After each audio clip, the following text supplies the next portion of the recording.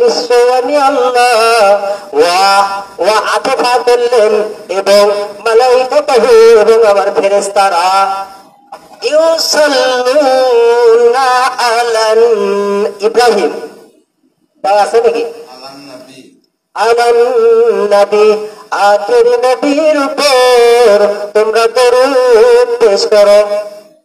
শুধু আমাদের তো ওয়াদা দেয়নি, ইন্নাল্লাহ নিশ্চয় আমি আল্লাহ এবং ওয়া মালাইকাতুহু এবং আমার ফেরেশতারা ইউসাল্লুনা আলান নবী আমার আখির নবীর উপর দরুদ সালাম পেশ করছে। আর আমাদের মতন কিছু আছে তারা বলেছে বেদাত। আপনারা কান দেবেন বাবা, আমাদের পায়ে হাত দিয়ে বলছি, ফিতনার সময় যুগ যেটাই বলুক কোরআন হাদিসের বাইরে কোনো মুন্সির কথা মানা যাবে না। মানা যাবে কোরআনে যা আছে তাই আমাদেরকে মানতে হবে। ইউসাল্লুনা আলান নবী ওয়া আখির নবীর উপর দরুদ সালাম পেশ করো।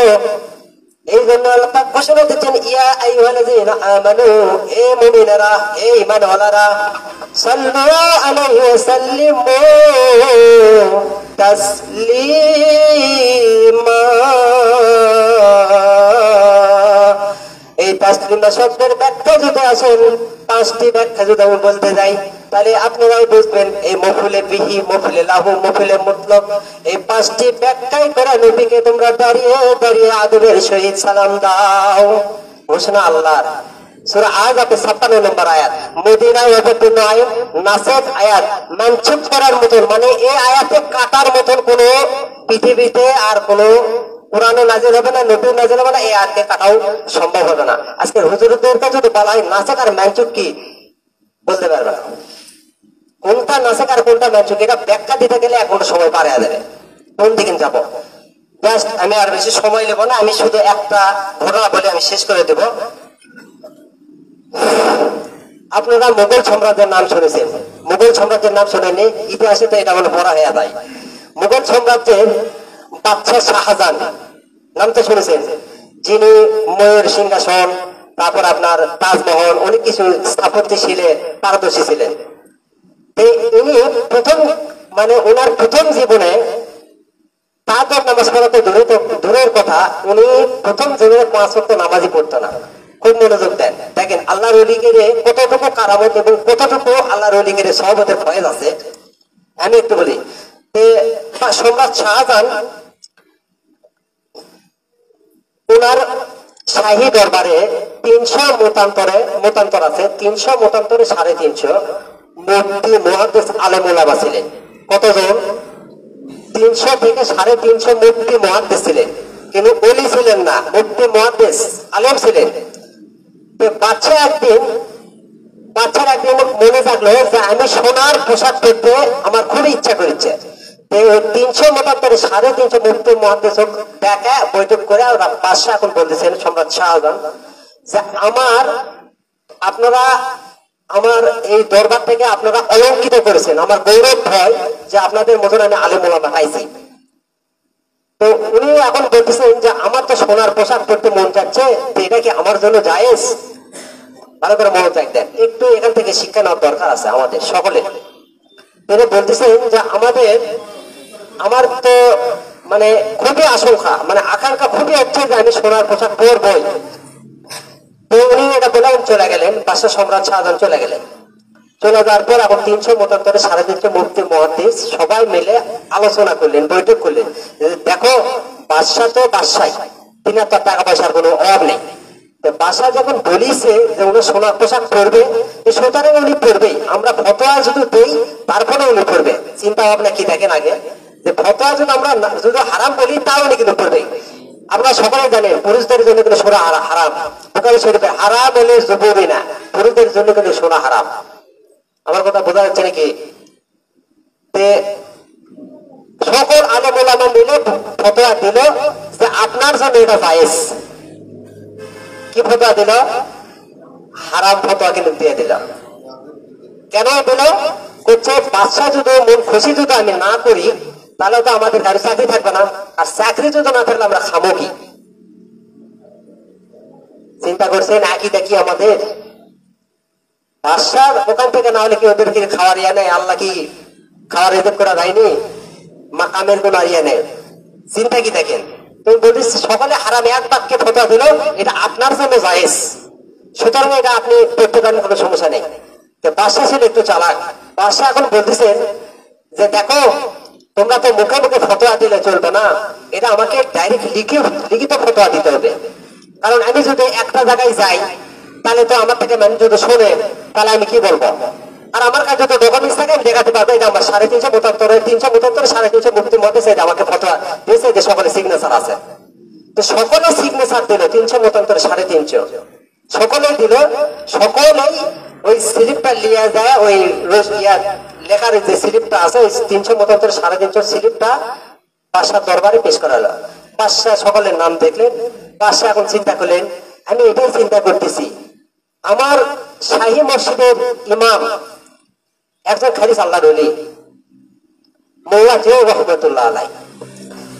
আপনারা যারা ফাজিল ক্লাসে পড়েছেন তারাই জানবেন, এই মোল্লা জিয়াউর রহমতুল্লাহ আলাইর একটা কেতাব আছে, ওনার হাতের লেখা কেতাব, সেটার নাম হচ্ছে নুরুল আনোয়ার কেতাব, যেটা ফাজিল ক্লাসে পড়ানো হয়, যেটা পড়তে হুজুরেরা হিমশিম খায়, অনেক দামি একটা কেতাব। তিনি এখন বলতেছেন যে এখানে 350 350 মুফতি মুহাদ্দিসের নাম আছে, অথচ আমার মোল্লা জিয়াউর রহমতুল্লাহ আলাইর নাম নাই কেন? মুফতি মুহাদ্দিস সবাই ডাকছে, ডাকার পর বলতেছেন যে আপনাদের তো ফতোয়া আমি পাইলাম, কিন্তু আমার শাহী মসজিদের যে ইমাম তার তো আমি সিগনেচার এখানে দেখতে পাচ্ছি না, সুতরাং আপনাদেরটা তো আমি গ্রান্টেড ধরে নেব না, কারণ আপনাদেরটা আমি বিশ্বাস করি না। সুবহানাল্লাহ, বাদশার কি একই দেখেন, আর আজকে হুজুরদের কি অবস্থা। ফতোয়া তো দিয়েই দিলেন, এটাও মনে করতে তোলপাড় হয়ে গেল, কিন্তু একজন ব্যক্তি সিগনেচার দিলেন না, তার কানে চলে গেল না, অর্থাৎ মোল্লা জিয়াউর রহমতুল্লাহ আল্লাহর ওলির কানে চলে গেলেন। আল্লাহর ওলি এখন বলতেছিলেন যে এত মানে সমাগম কিসের, হইচই কিসের? তো বলছে, হে আল্লাহর ওলি, 372 350 মুফতি মুহাদ্দিস ফতোয়া এক বাক্যে দিয়েছেন যে বাদশার জন্য সোনা হারাম। বলছে নাউজুবিল্লাহ, এটা কিভাবে ফতোয়া দিল? আমি কোরআন শরীফের প্রথমে একটা আয়াত পাঠ করেছি যে আলা ইন্না আউলিয়া আল্লাহ লা খাউফুন আলাইহিম ওয়া লা হুম ইয়াহজানুন। আলা ইন্না আউলিয়া আল্লাহ, আল্লাহ সাবধান করে দিচ্ছেন, আল্লাহ হরফে তানবিহ ব্যবহার করছেন, সাবধান হয়ে যাও দুনিয়ার মুসলমানেরা, মুমিনেরা, যে কেউ এনিবডি এনি পারসন হোক, পুরুষ অথবা মহিলা, জিন অথবা ইনসান, যে কেউ হোক, তোমরা সাবধান হয়ে যাও আমার ওলিদের। ইন্না আউলিয়া আল্লাহ, আমার ওলি যারা হয়ে যায়, লা খাউফুন আলাইহিম ওয়া লা হুম ইয়াহজানুন, আমার ওলিদের কোনো চিন্তা হয় না, আমার ওলিরা কাউকে দিতে ভয় করবে না, আমি আল্লাহকে ছাড়া আমার ওলিরা কাউকে ভয় করবে না। এই জন্য আল্লাহর ওলিরা ফতোয়া দিবে, সঠিকভাবে ফতোয়া দিবে। এই জন্য মোল্লা জিয়াউর রহমতুল্লাহ বলেছেন নাউজুবিল্লাহ, যারা ফতোয়া দিয়েছেন, মুফতি এবং মুফতি যারা ফতোয়া দিয়েছেন, যাই শুনেছে এই ফতোয়া এবং যাই দিছে, দুজনই কাফের। বাদশার মাথা খারাপ হয়ে গেল, কেনা আমাকে কাফের বললো? 372 350 মুফতি মুহাদ্দিস এখন মাথা নষ্ট করে দিতে বাদশার যা করা লাগে, শাসক গোষ্ঠীকে, এই শাসক গোষ্ঠীকে নষ্ট করেছে আজকে 2 নম্বর ধর্মের লেভেলধারী বেঈমান মুন্সিরা। আমার কথা কি বোঝা যায়? শুনতে হয়তো কষ্ট হচ্ছে যে এরা কেন বলতেছে, শুনতেও খারাপ লাগে আমাদেরকে। আমাদের ভিতর কেন আজকে ফিতনা ফাসাদ হচ্ছে, কেন এত কিছু হচ্ছে? হারামকে কেন আমরা হালাল বলতেছি, ইসলামের জায়েজকে কেন আমরা নাজায়েজ বলতেছি? কি পাবো আমরা? আমরা কি দুনিয়ার সাথে এই এত কিছু করলে হবে? আমার আখিরাত বলে কিছু নাই? আল্লাহকে কেন কেমন ভয় করতেছি আমরা? যে নবী সুপারিশ করবে সেই নবীর বিরুদ্ধে ফতোয়া, সেই নবীর বিরুদ্ধে ফতোয়া। যাই হোক, বেশি যাবো না, অনেক দূর দূরান্তের লোক আছেন, আমি অল্প বলে শেষ করতে, আমি খুবই সংক্ষিপ্ত আকারে নিয়ে আসি। মোল্লা জিয়াউর রহমতুল্লাহ আলাই বলতেছিলেন যে আমি এটা সঠিক ফায়সালা দেব, আপনারা কি শুনতে চান? বলছে হ্যাঁ শুনবো। তো বলছে ঠিক আছে, শুক্রবার জুম্মার নামাজের দিন বাদশাকে তলব দিবেন, বাদশাও যেন থাকে আমার মসজিদে। সবাইকে এবং 372 350 মুফতি মুহাদ্দিসকে খবর দেবেন, এবং 300 মুফতি মুহাদ্দিস আলেম ওলামা ওরা বাকি দেবেন। প্রত্যেকটা সাধারণ জনগণ যারা আছে প্রত্যেকটা এলাকাতে এই সংবাদ ছড়িয়ে দাও যে মোল্লা জিয়াউর রহমতুল্লাহ আলাই শুক্রবারে জুম্মার নামাজের পর একটা ফতোয়া দিবেন, এবং 350 মুফতি মুহাদ্দিস যে ফতোয়া দিয়েছে সেটাকে রদ করবেন। সুবহানাল্লাহ, বাতিল ঘোষণা করে দিবেন। কিভাবে ঘোষণা করবেন? দলিলের বাইরে আমরা কেউই নয়। ধরেন আপনার বাড়ি, আপনি দলিল আছে, আপনার কাছে সবই আছে, আমি তাও যদি বলি ভাই আপনি বাইকটা বাড়ান, আপনি বাড়াবেন? বাড়াবেন না। কবির আপনি কোথায় গেছেন, পাগল, তাই বলবেন না? অথবা না হলে আগে কিছু না হলে তো পিঁপড়ে লাগে। এতদিন ধরে আমি বাপের পৈতৃক সম্পত্তি করে রাখাচ্ছি, আর হুট করে আসে বলছি না আপনি এইটা আমার বাড়ি, আপনি বাড়ান, তাই দিবেন নাকি? না আগে করে দিয়ে আমার দলিল আছে, তাই বলবেন না? যে মোল্লা জিয়া রহমতুল্লাহ বলতেছিলেন, আমি ফতোয়া দিছি যে যাই ফতোয়া মানবে না তাই কাফের। কেন? ইস্তে হালালে হারাম, ইস্তে হারামে হারামে, হালালে কুফর। প্রত্যেকটা আকাইদের কেতাবে একমত। আকাইদে নসফি, আকাইদে দেওবন্দ, আকাইদে মুসান্নাফ ওয়াল মুফান্নাফ, প্রত্যেকটা আকাইদের কেতাবে একমত। ইসলামের শরীয়তকে হালালকে হারাম, হারামকে হালাল যে বলবে সে সঙ্গে সঙ্গে কাফের হয়ে যাবে। কাফের হয়ে গেলে তার বউ তালাক হয়ে যাবে, সমস্ত আমল বাতিল হয়ে যাবে। বাবা বোঝা যাচ্ছে? না শেষ করে দিই? শেষ করে দেব না এই ফিনিশিংটা করে দিই? মোল্লা জিয়া রহমতুল্লাহ আলাই ফতোয়া দিল। এই ফতোয়া দেওয়ার পরে এখন মুফতি মুহাদ্দিস ওদের মাথা খারাপ হয়ে গেল। খারাপ কি? ওই যে মোল্লা জিয়া রহমতুল্লাহ আলাই ষড়যন্ত্র শুরু করে দিল। ষড়যন্ত্র কি? বাদশার কাছে যা বলতে, বাদশা দেখেন আমাদের কাফের, আমাদেরকে বলেছে, আমরা নয় মানে নেব। আপনি এই এলাকার একটা অত্র এলাকার একটা বাদশা, আপনি কাফের বললো, আপনি এটা কিভাবে মেনা নিলেন? শাসক গোষ্ঠীকে মানে পাও ছাড়া কিছু কিছু আছে না, তেলাচাটা এইরকম আছে। বাদশার মাথা খারাপ হয়ে গেল। বাদশা বলছে তাই তো, আমার কাফের বললো। ওই আমার শাহী মসজিদে একটা সামান্য বেতনভুক্ত একটা কর্মচারী ইমাম, ওর এত বড় সাহস!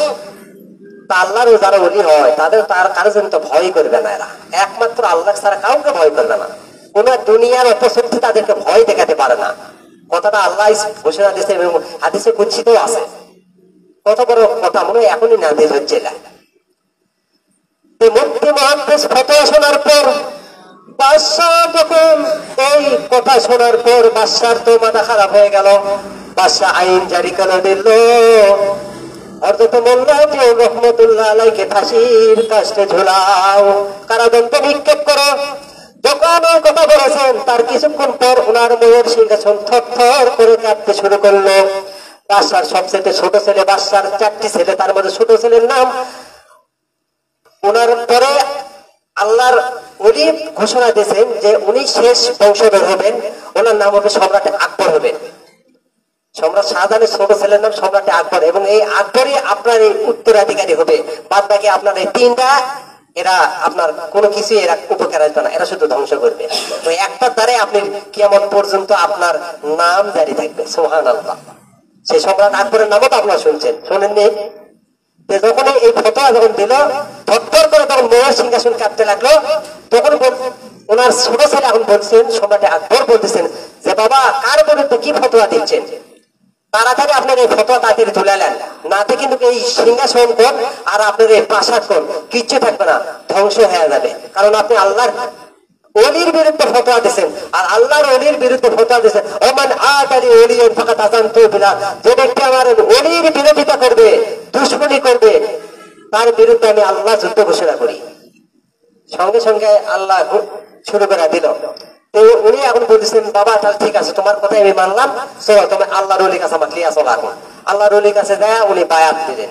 বায়াত কিন্তু প্রত্যেকটা মুসলমানকে নেওয়া ফরজ, কারণ কোরআন শরীফের সূরাতুল ফাতিহা 26 নম্বর পারা, 48 নম্বর সূরা সূরাতুল ফাতিহা আয়াত শরীফ নম্বর 10, ইন্নাল্লাহু মালাইকাতু ইন্না, এটা আমার সূরাটা ইন্না কি সূরা ভাইজান?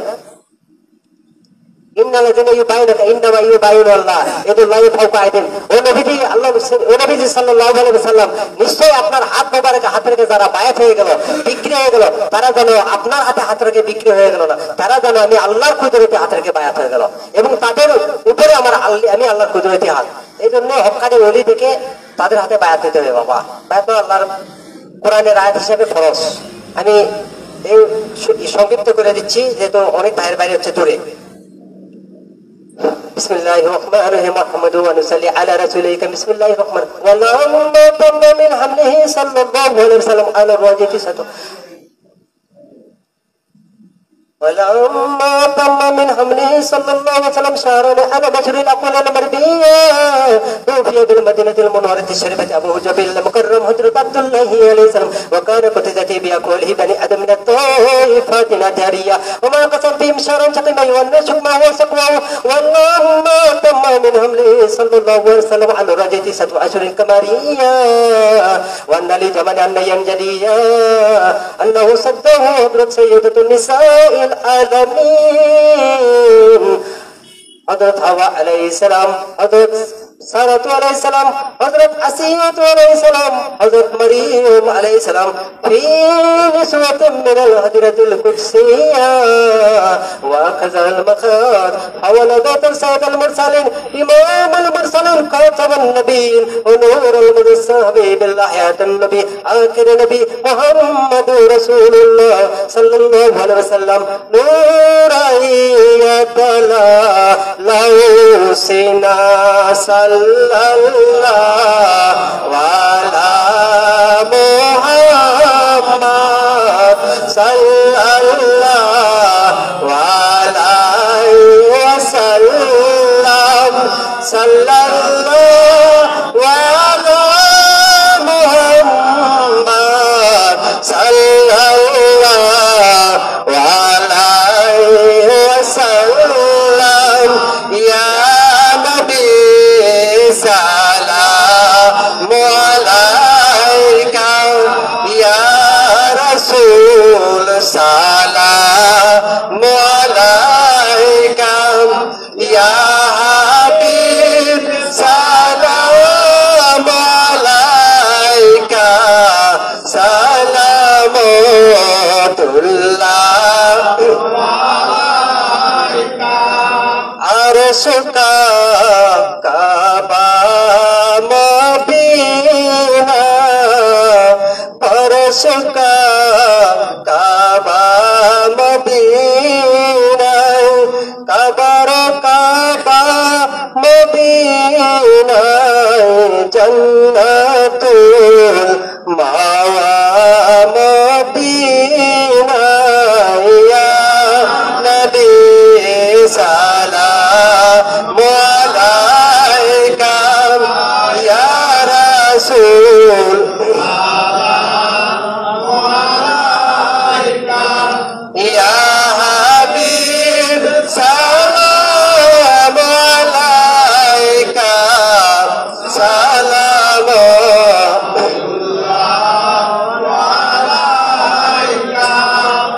যা কিছু আছে গোপনে দেখেন আপনার নয়নে আপনি যে হাজির নজির কুল কায়নাত আপনার নজরে ইয়া নবী সালাম আলাইকা ইয়া রাসূল সালাম আলাইকা ইয়া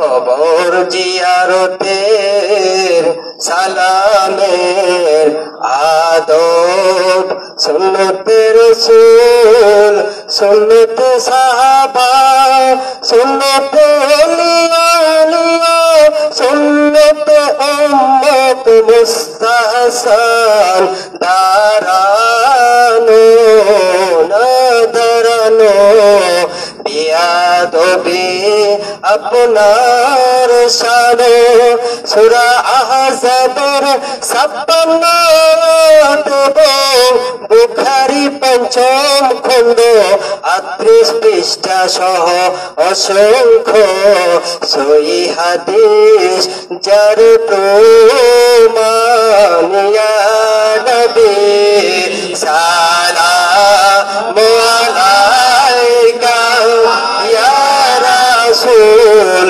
সালাম আলাইকা ইয়া হাবিব সালাম আলাইকা সালাওয়াতুল্লাহ আলাইকা ইয়া রব্বি صل وسلم دائما ابدا ابدا على خير خلق كلهم بزير میرے درود اور سلام برگزید نبی پر اپنے مدام بلغ الولا بکمالہ كشفت الدجى بجماله حسنت جميع صالح صلوا عليه وآله سلموا وقوموا صلوا على صدر الأمين مصطفى ما جاء إلا رحمة للعالمين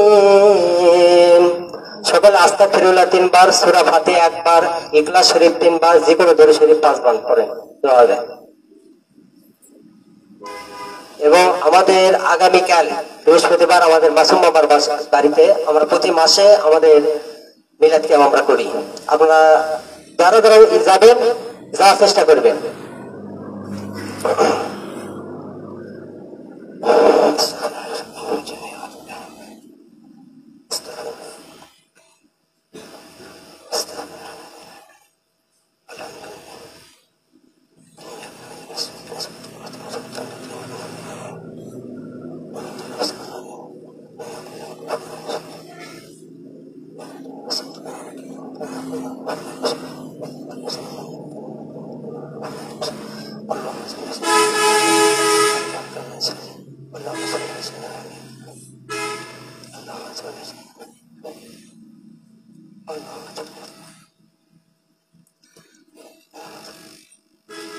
ভাই ইদ্রিস ভাই আসেন দোয়া করেন। اللهم آمين اللهم صل على سيدنا حبيبنا محمد معدن الجود والكرم وآله وسلم ربنا ظلمنا أنفسنا وإن لم تغفر لنا وترحمنا لنكونن من الخاسرين ربنا آتنا في الدنيا حسنة وفي الآخرة حسنة وقنا عذاب النار رب ارحمهما كما ربياني صغيرا আয় আমাদের আল্লাহ জীবন ভর গুনাহ করেছি আপনার আকাশের নিচে জমিনের উপরে আমাদের চেয়ে বড় বড় গুনাহগার মনে হয় আর কাউকে পাওয়া যাবে না আপনার গফফার নামের খাতিরে জীবনের গুনাহগুলো মাফ করে দিন দরদি আল্লাহ জেনে গুনাহ করেছি না জেনেও গুনাহ করেছি রাতের অন্ধকারে গুনাহ করেছি আল্লাহ দিনের আলোতে গুনাহ করেছি নফসের তাড়নায় গুনাহ করেছি আল্লাহ সগীরা কবিরা জাহিল বাতিল ইচ্ছায় অনিচ্ছায় আল্লাহ কত গুনাহ করেছি আল্লাহ যদি একটা গুনার জন্য ধরতে চান আল্লাহ আমরা জাহান্নামে হয়ে যাব আপনার বাদশাহীর কোনো অংশে বেশি হবে না ও আল্লাহ আপনি আমাদের জীবনের গুনাহগুলো মাফ করে দিন আল্লাহ আপনি বলেছেন ফালিয়াদ হাকু কলিলা ওয়া ইয়াবকু কাসীরা ও বান্দা বান্দিরা তোমরা কম করে হাসো বেশি বেশি করে কাঁদো আল্লাহ আমরা তো মুনাজাতে কাঁদতে পারি না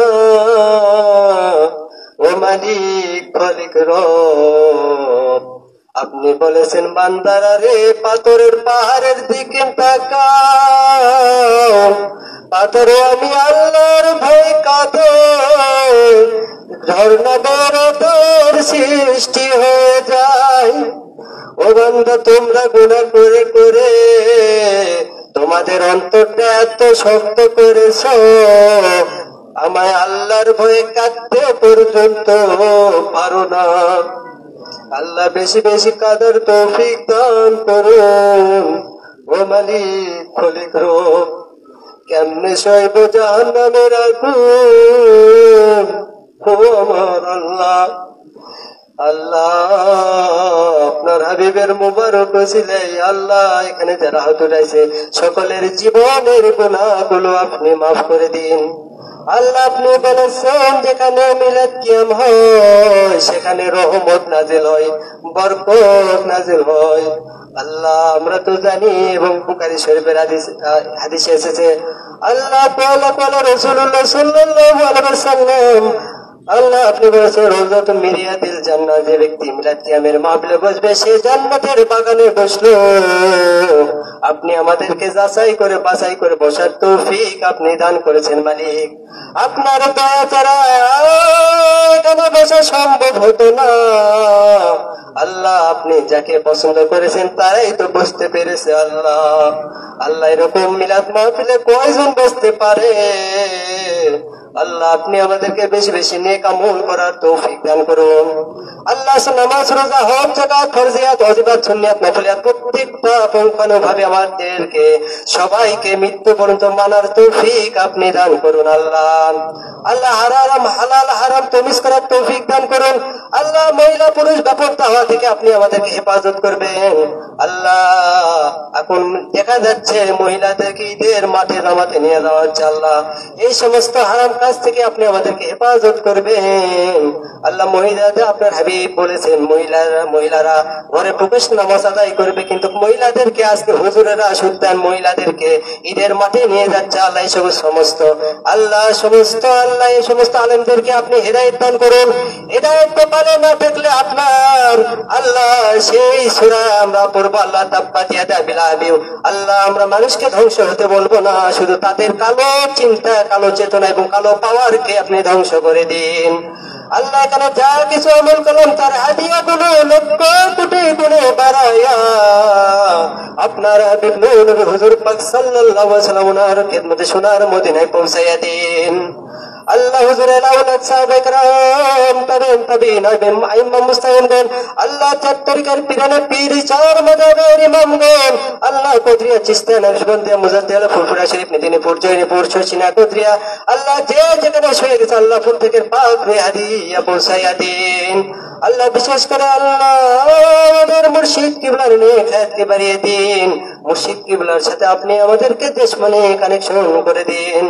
আল্লাহ আজ থেকে 600, 700, 800 বছর আগে আল্লাহ হিন্দু মানুষগুলোকে কলেমা পড়ে পড়ে মুসলমান বানাইনে সেই শাহজালাল রহমতুল্লাহ আলাইহি, শাহ কোরআন রহমতুল্লাহ আলাইহি, আল্লাহ শাহ মাকদুম রহমতুল্লাহ আলাইহি, মাইসা বলকি রহমতুল্লাহ আলাইহি, ওনাদের রূহ মুবারক হাদিয়া পৌঁছায় দিন।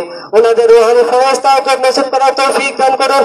আল্লাহ আমাদের সবাইকে মৃত্যু পর্যন্ত সত্য ইসলামের পথে টিকে থাকার তৌফিক দান করবেন। আল্লাহ চারিদিকে ফিতনা আল্লাহ ফিতনা থেকে আপনি আমাদেরকে হেফাজত করবেন। আল্লাহ মনে পড়ে যায় এখানে যারা হাত উঠাইছি, আমি তো জানি না মালিক আমার খলিক রব, আমাদের অনেকের জনম দুঃখনী মা বাবা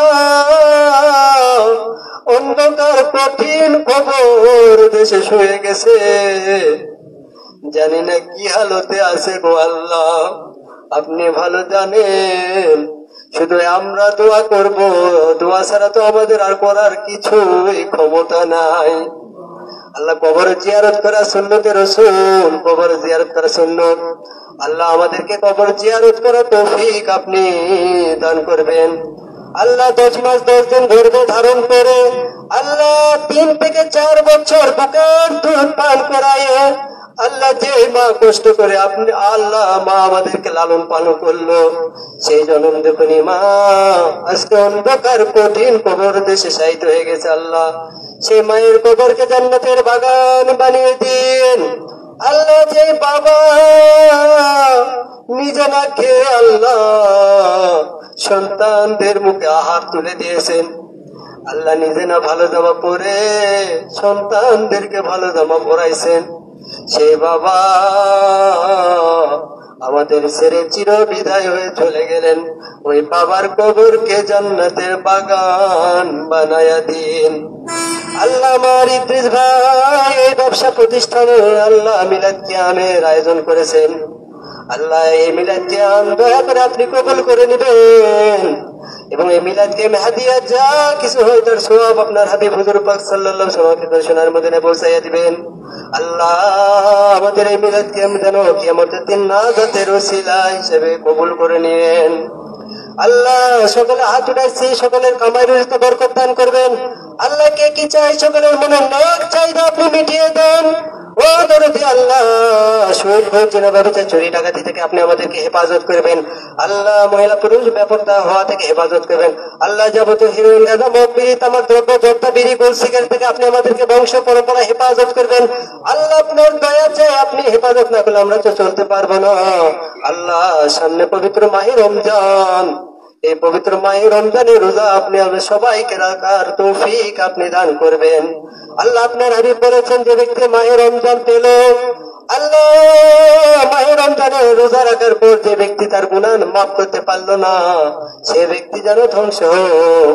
এইরকম হতভাগা আপনি আমাদেরকে বানাবেন না। আল্লাহ পরিপূর্ণ রোজা তৌফিক দান করবেন, রোজা রাখার তৌফিক দান করবেন এবং মাহে রমজানের হক আদায় করার তৌফিক আপনি দান করবেন। اللهم صل على سيدنا حبيبنا محمد معدن الجود والكرم وآله وسلم। আল্লাহ যারা অসুস্থ সবাইকে সুস্থতা দান করবেন, সকলকে বাড়িতে বাড়িতে যাওয়ার পৌঁছার আল্লাহ নেক কয়বে মদত দান করবেন। আল্লাহ اللهم صل على سيدنا حبيبنا محمد معدن الجود والكرم وآله وسلم سبحان ربك رب العزة عما يصفون وسلام على المرسلين والحمد لله رب العالمين وذلك كلام من التوحيد ورسالة عند الموت لا إله إلا الله محمد رسول الله صلى الله عليه وسلم। السلام عليكم ورحمة الله وبركاته।